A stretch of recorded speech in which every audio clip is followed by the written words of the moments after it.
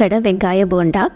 ரோட்டோரமாக நடந்து போயிட்டுருக்கும்போது அப்படியே காற்றுல அந்த வெங்காய போண்டா வாசம் வரும் பாருங்கள், நாக்கில் எச்சி ஊறும். சரி வாங்க எப்படி பண்ணுறதுன்னு பார்த்துடலாம். 2லேருந்து 3 பெரிய வெங்காயத்தை இந்த மாதிரி நீல வாக்கில் நறுக்கி வச்சுக்கோங்க. நறுக்கின வெங்காயத்தை இந்த மாதிரி கைட்டை நல்லா பிசைஞ்சு விட்டுக்கோங்க.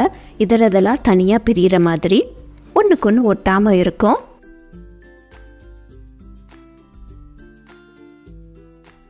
கால் டீஸ்பூன் மஞ்சப்பொடி, 1 டேபிள் ஸ்பூன் மிளகாய் பொடி. இது காஷ்மீரி மிளகாய் பொடி சேர்த்துக்கோங்க, கலர் நல்லா சூப்பராக வரும்.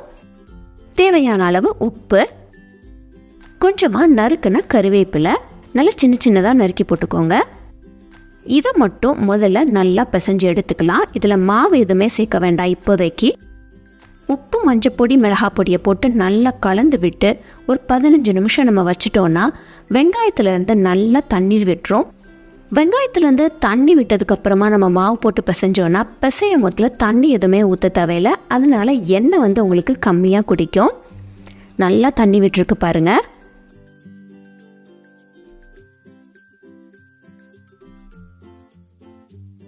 இதில் ஒரு 1.5 டேபிள் ஸ்பூன் அளவுக்கு கோதுமை மாவு நான் சேர்த்துருக்குறேன். உங்களுக்கு கோதுமை மாவு பிடிக்கலைன்னா நீங்கள் மைதா மாவு கூட சேர்த்துக்கலாம். அடுத்து 2 டேபிள் ஸ்பூன் அரிசி மாவு.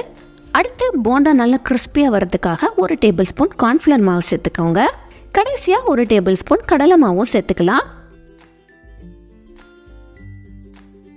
இது எல்லாத்தையும் நல்லா ஒன்று கலந்து விட்டுக்கோங்க. தண்ணி எதுவுமே ஊற்ற வேண்டாம், வெங்காயத்தில் இருக்கிற தண்ணியே போதும்.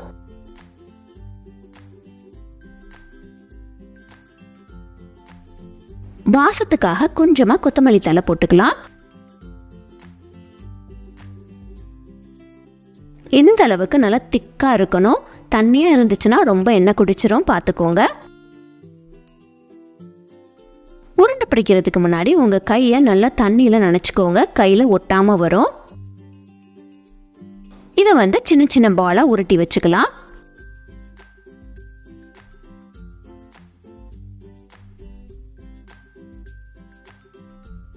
உருண்டை எல்லாமே ரெடி. இப்போ இதை எண்ணெயில் போட்டு பொரிச்செடுக்க வேண்டியதா. அடிக்கனமான பாத்திரத்தில் எண்ணெயை விட்டு எண்ணெய் சூடாகையும் நம்ம உருண்டை பிடிச்சி வச்சுருந்த போண்டாவை சேர்த்து பொரிச்சு எடுத்துட்டோன்னா சூப்பரான டீ கடை ஸ்டைலில் ஒரு அருமையான போண்டா ரெடி பண்ணியாச்சு. கண்டிப்பாக இது உங்கள் வீட்டில் ட்ரை பண்ணி பாருங்கள். தேங்க்யூ. தேங்க்ஸ் ஃபார் வாட்சிங்.